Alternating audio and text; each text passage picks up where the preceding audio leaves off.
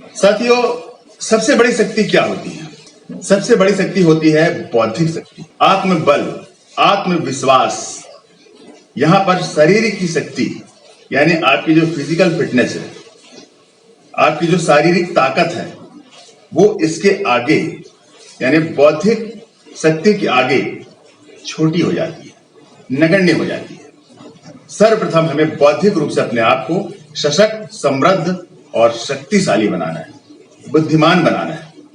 क्योंकि आप जानते हैं कि एक निर्बल काया एक सबल काया को भी पराजित कर सकती है यदि उसके पास बुद्धि है। जी हाँ दोस्तों, आज का यही विषय है। आज मैं आपसे बात करूंगा बौद्धिक संपदा के बारे में कि बुद्धि कितनी महत्वपूर्ण है। हमें बुद्धिमान होना, शिक्षित होना और अपनी बुद्धिमत्ता को सशक्त और समृद्ध बनाना। साथियों नमस्कार, आप देख रहे हैं डीके एवरीथिंग चैनल और मैं हूं आपका दोस्त दिलीप बावरिया। आप प्लीज मेरे चैनल को सब्सक्राइब कर दीजिए जिन्होंने अब तक नहीं किया है, और बेल आइकन को भी जरूर दबा दीजिए। मेरे वीडियो के नोटिफिकेशंस आपको बिना सर्च के मिलते रहेंगे। आप मेरे साथ दे, मेरा सहयोग करें हमारे पासी समाज के विकास के लिए, और मुझे उम्मीद है कि आप ऐसा करेंगे और कर रहे हैं। इसके लिए मैं आपका आभार व्यक्त करता हूं। और जो अभी नहीं जुड़े हैं, चाहे भारत में हो चाहे भारत के बाहर हो, प्लीज मेरे चैनल से जुड़ जाइए, क्योंकि हमें संगठित होना है, सशक्त होना है। संगठन में ही शक्ति है, ये आप भली भांति जानते हैं। तो दोस्तों, छोटा सा लेख मैं आपको सुनाना चाहता हूं। प्लीज इसे आप ध्यान से सुनिएगा, मेरे वीडियो को अंत तक जरूर देखिएगा। उसके बाद फिर हम अपने पासी समाज के विकास के बारे में और क्या क्या कार्य करने हैं वो भी करेंगे, करते रहेंगे निरंतर। क्योंकि सफलता एक दिन में नहीं मिलती, मगर दोस्तों एक ना एक दिन जरूर मिलती है। हम सफल होंगे, ऐसा हमें विश्वास है। तो चलिए स्टार्ट करते हैं ये वीडियो।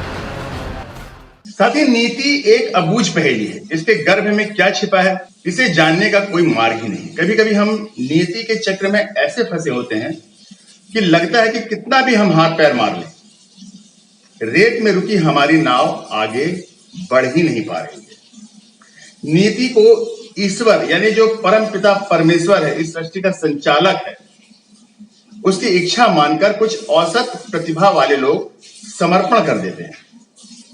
समझिएगा बात को। परंतु समस्या उनके साथ आती है जो अत्यंत प्रतिभाशाली होते हैं, परंतु नीति उन्हें कुछ ऐसे बंधनों में बांध कर रखती है कि वे सांसारिक दृष्टि से सदा असफल ही दिखते हैं। लोग उन्हें हमेशा असफल व्यक्ति ही मानते हैं।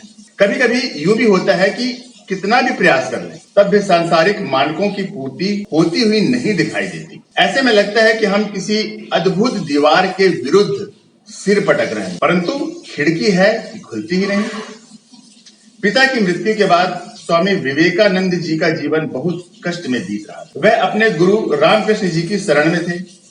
गुरु की आज्ञा से वह मां काली से अपने परिवार के लिए अन्न और वस्त्र की भिक्षा मांगते थे, परंतु जीवंत प्रतिमा के समक्ष मौन होकर रह जाते थे और अंत में शक्ति एवं भक्ति का वरदान मांगकर चले आते थे। यदि नियति हमें कथित सांसारिक मानकों के अनुसार विफलता दे रही है, तो विश्वास रखिए कि उसकी हमें कहीं और सफलता देने की योजना है। यानी ये पॉजिटिव थॉट्स है। असफलता को पाकर के आप कभी भी उदास और निराश मत होइए। कारागार में बंद व्यक्ति के लिए भी विकास की विपुल संभावना होती है। कई प्रसिद्ध एवं कालजयी पुस्तकें जेल में ही लिखी गई हैं, कैदियों ने लिखी है, बड़े बड़े विद्वान थे।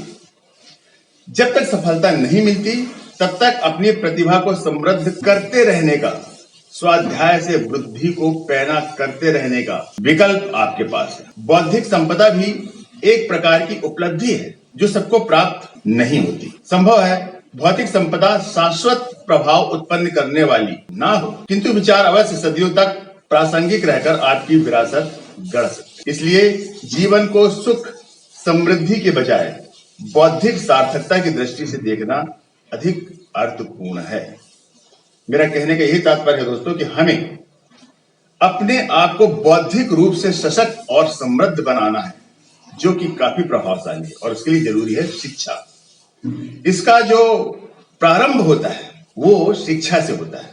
यानी हमारे नौनिहाल जिन्हें अभी उतनी बुद्धि नहीं है कि हमें क्या करना है, उन्हें सबसे पहले हमें स्कूल भेजना है। और स्कूल के पहले बच्चे की जो पाठशाला होती है वो घर होती है।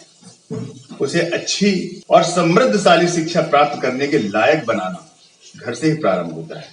उसके पहले गुरु उसके माँ बाप होते हैं। इसलिए आप अपने नन्हे नन्हे बच्चों को, नौनिहालों को प्राथमिक रूप से अपने घर में ऐसे तैयार करें कि वो स्कूल जाने के बाद उस शिक्षा को ग्राह्य कर सकें, उस पर अमल कर सकें और आगे चलकर हमारे देश को और हमारे समाज को और हमारे परिवार को समृद्ध बना सकें, खुशहाल बना सकें, विकसित बना सकें। दोस्तों, मुझे उम्मीद है कि आपको ये वीडियो जरूर पसंद आया होगा। यदि पसंद आता है तो प्लीज आप इसे शेयर कीजिए, लाइक कीजिए, नीचे अपने विचार कमेंट बॉक्स पर रखिए, ताकि मैं समझ सकूं कि आप इस बारे में क्या सोचते हैं। और जो मैं कार्य कर रहा हूं अपने पारसी समाज के लिए, ये मैं निरंतर करता रहूं, इसके लिए मैं आपसे सहयोग की अपेक्षा करता हूं और आप लोगों का सहयोग मिल रहा है, इसके लिए मैं आपका आभार भी व्यक्त करता हूं।